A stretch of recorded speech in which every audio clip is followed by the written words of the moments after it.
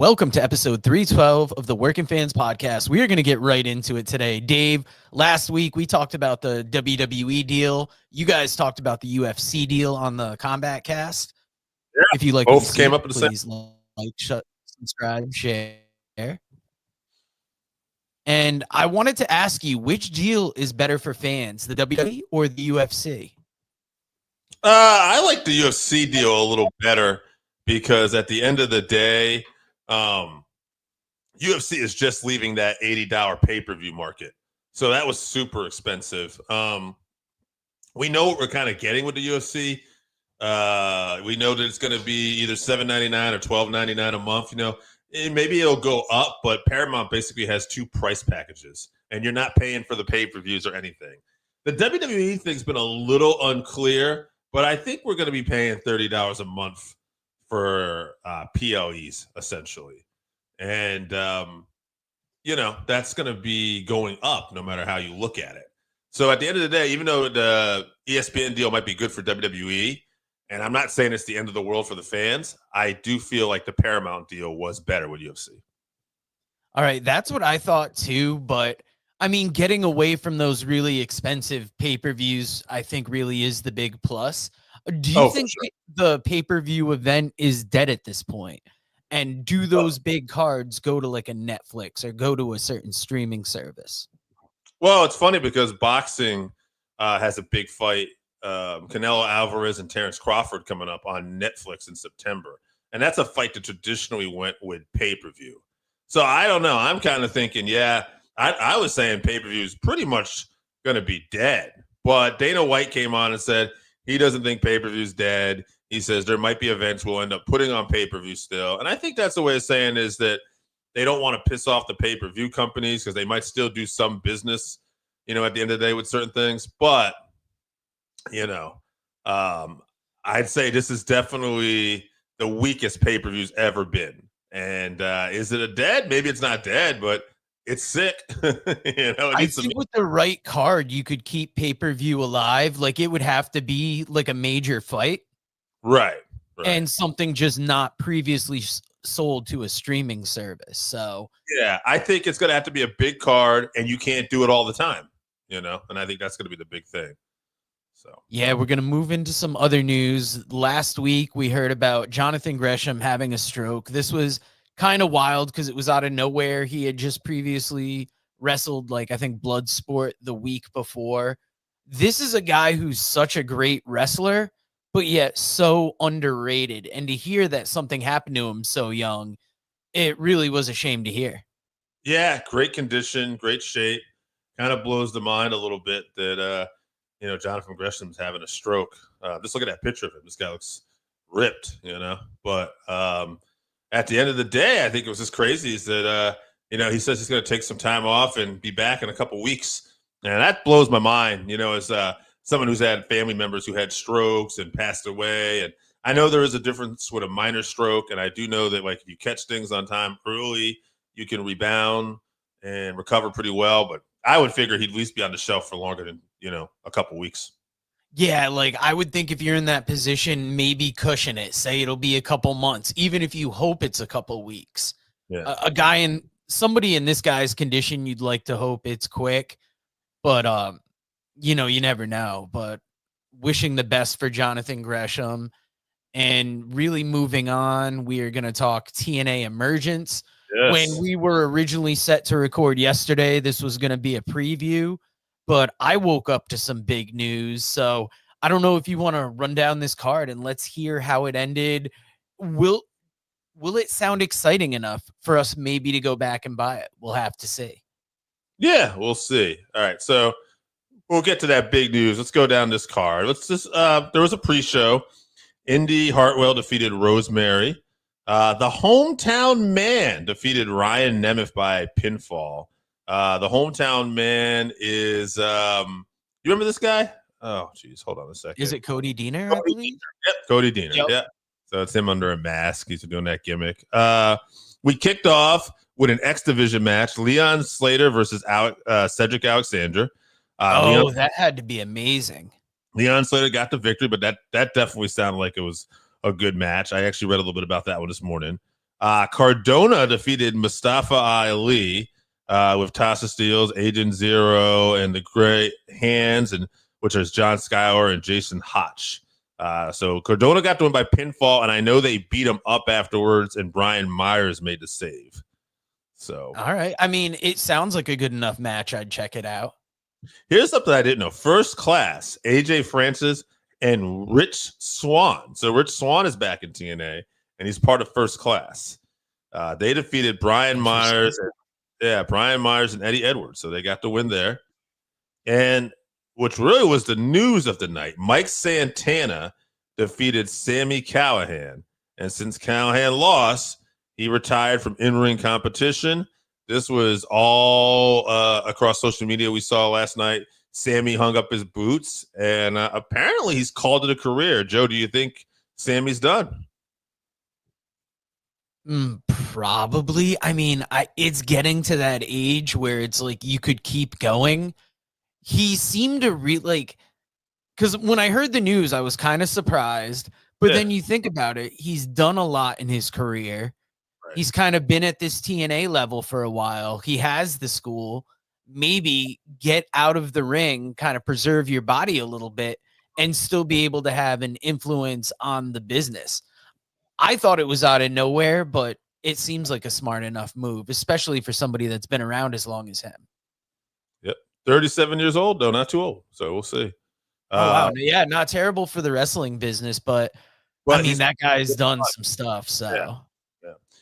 The Elegance brand, Heather by Elegance, and M by Elegance, with Ash by Elegance, and Personal Concierge defeated the Inspiration.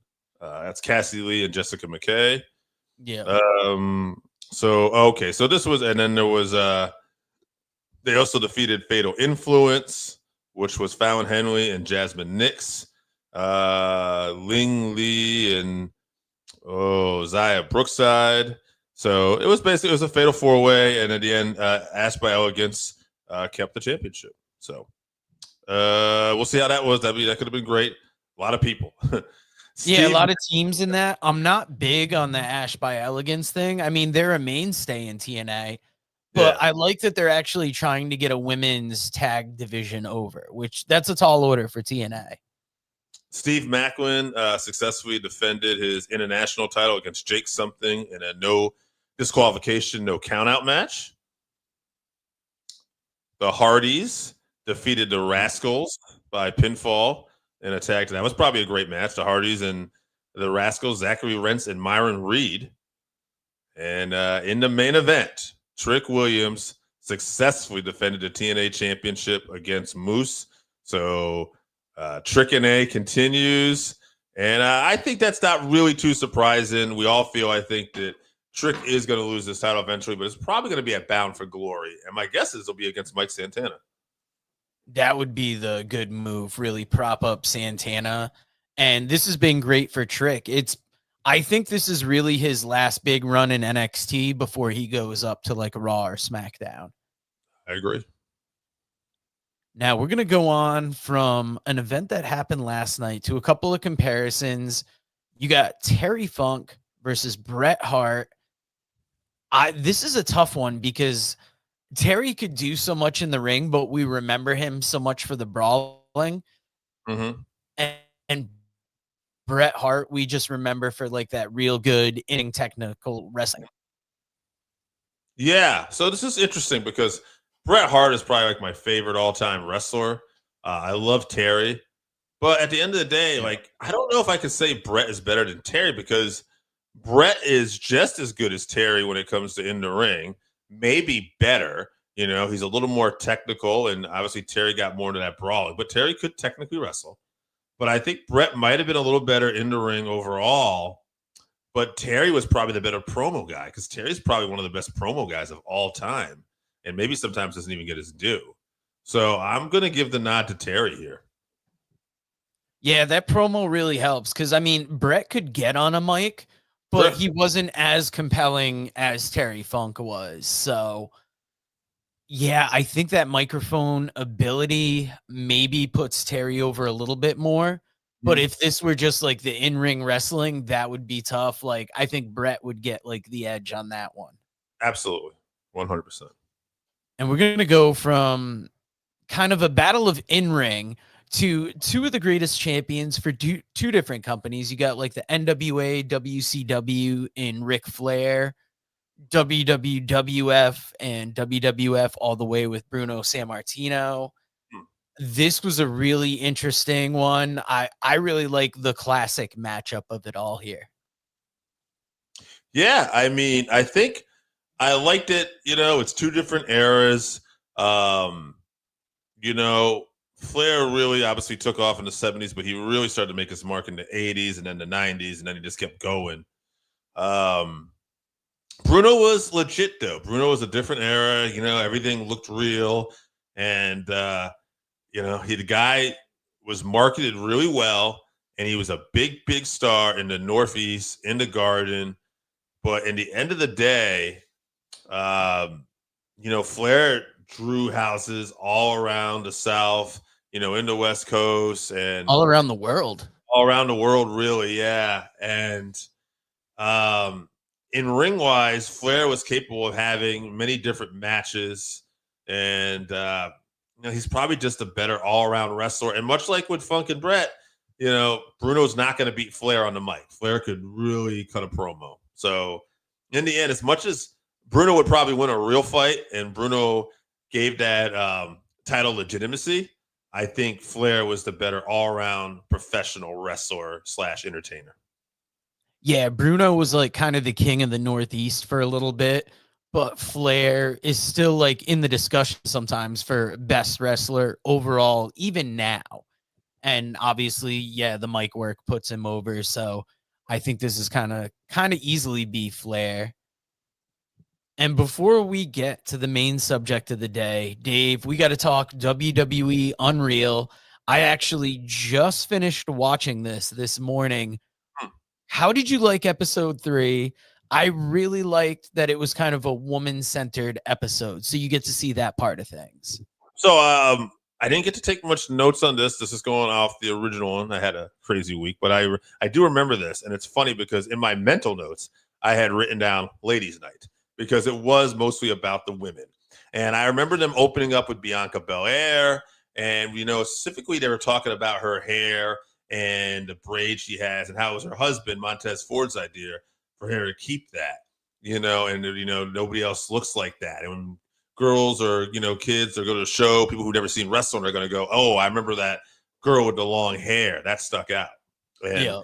You know, I thought that was interesting. I thought she came out looking like a star, especially later on in the episode when they're breaking down her performance in the Elimination Chamber, where she's trapped in the limit, watching Jade come back and beat up Naomi, who's both of her friends at the time. And I thought really made her look a star. Plus Chelsea Green, you know, like Chelsea, like seeing the amount of effort and money she puts in just her own outfits and her attitude towards the business. You know, she kind of came off like a star here too. She became, for a babyface, she became very sympathetic when you like kind of see some of her story and how much she loves wrestling. And yeah.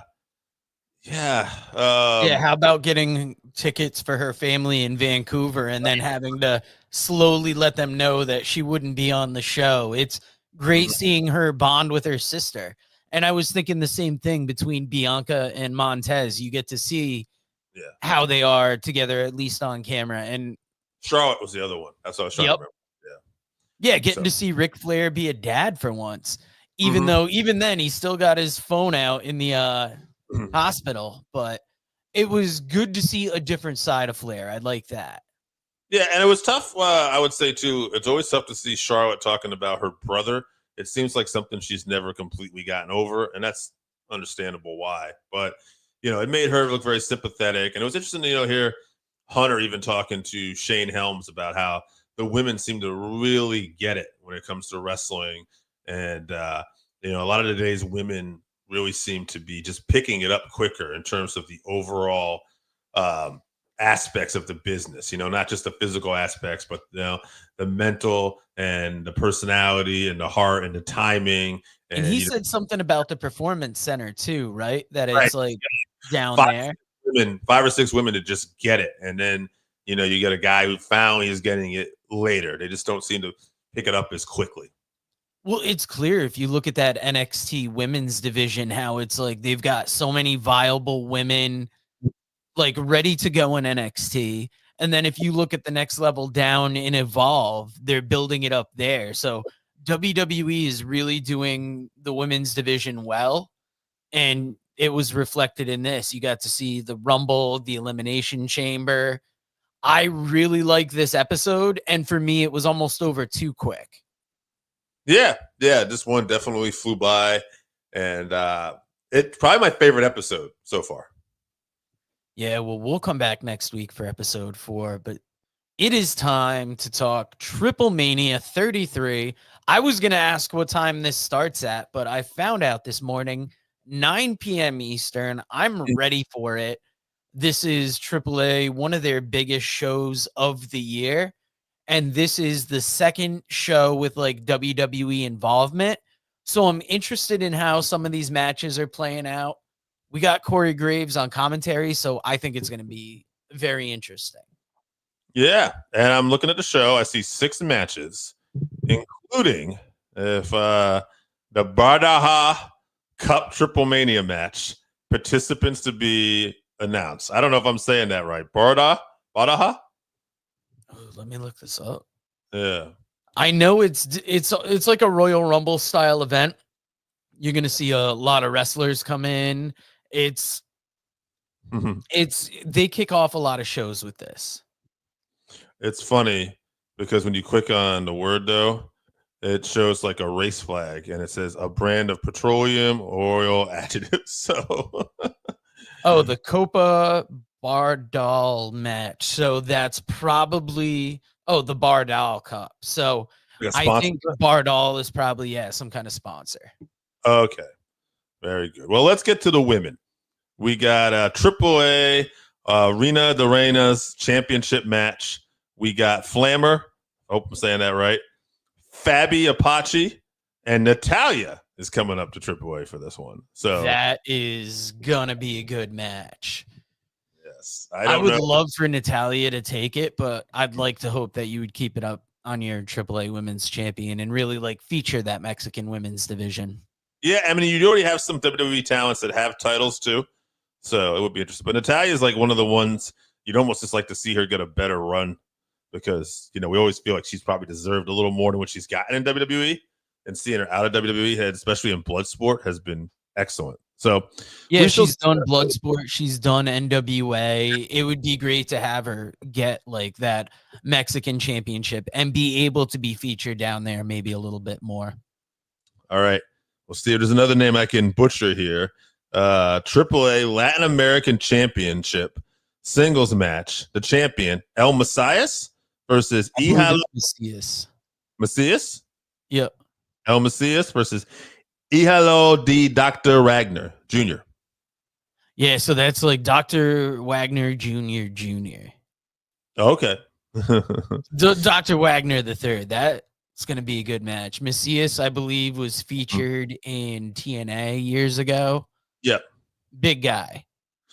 Well, this is a match I know will be good. I know the participants a little better. Street fight match. AAA Tag Team Championship. Los Garza, Berto and Angel versus Pagano and Psycho Clown. That's huge because Pagano and Psycho Clown are 2 big stars in AAA. But the Garzas have that championship. This is going to be a wild match. And then we got a 6-person tag match. The Judgment Day. Finn Balor, JD McDonough, and Raquel Rodriguez versus Mr. Iguana, Lola Vice, and here's another name for me here, Nino Hamburguesa. Yeah, Hamburger Boy. That's going to be a great match. And it's going to give American audiences their first view of Nino Hamburguesa. I love it. All right, main event. Champion, Ihado Vikingo, defending the AAA Mega Championships versus Dominic Mysterio, Dragon Lee, and El Grande Americano. Whoever this El Grande Americano is. That could be a huge match. That's a big one. I mean, it would be something if Dominic took it. That kind of heat would be wild, but this is going to be a spectacle. We'll see. We shall see. We shall see. I'm interested in to see if they put the title on Dominic personally, just because of all the heat he would get. Yeah, and will you be watching this live, or is this something you're going to catch up on? I'm going to aim to watch it live. I might be catching up on it. We shall see. All right. Yeah, I mean, it looks like Yeah. Let's. Guys, that was it for episode 312 this week. Please, if you like what you saw, hit that like button, hit that share button, hit that subscribe button. Or author Ray Lopez presents Lockup, professional wrestling in our world. Lockup dives headfirst into the colorful world of professional wrestling. Explore the iconic characters, careers, matches, history, and families, and delve into the bizarre and fascinating entwining of professional wrestling and film, television, football, politics, gender, and race. Pre-orders are available now on Amazon.com or at MascotBooks.com. This is the perfect gift for the wrestling fan in your life. Pick up a copy today on Amazon.com or at MascotBooks.com.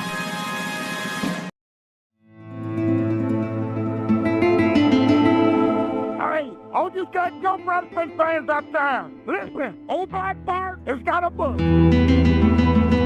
It's called Wrestle. Like that. It's got some dead good stories in there about some dead good wrestlers. Read stories of Dusty Rhodes, the Von Erich, Scott Casey, Sergeant Slaughter, Roddy Piper, Mr. Fuji, Ron Bass, Bruiser Brody, Mike Davis, the Grappler, and many others. And I guarantee you one thing, that it'll be the best dadgum read you've had in a long time. Get your book today at Russellville.com or on Amazon. Russellville, it's where wrestling lives. Hey fans, it's the man they call Dave with producer Joe, and you probably know us as the commentary team for New Heights Pro Wrestling, but when we're not doing that, we got a podcast. That is the Working Fans Podcast, where we talk pro wrestling, comedy, MMA, and so much more. And tell them about that signature segment. Oh, you talk about the 531? You know I am. That is a homegrown creation that has been our namesake. And if you want to know our namesake, we got Chevy, AJ Strange Brew, as well as the two of us. And why don't you go to our channel, like, subscribe, show us some love. Rate, review, all of it.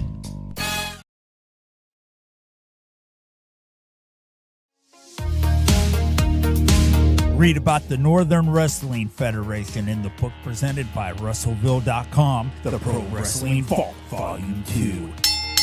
Hear the story of Roger Ruffin, the man who trained Carl Anderson, the Monster Abyss, Jordan Clearwater, Chris Harris, and Jillian Hall. Plus 45 other short stories, including Jazz, Bobby Eaton, Kamala, Thunder Rosa, Mario Mancini, Scott Casey, PJ Black, Kerry Morton, Sal Renaro, Jeremiah Plunkett, Colby Carino, Bam Bam Malone, and many others. Get your book today at Russellville.com. Russellville, it's where wrestling lives.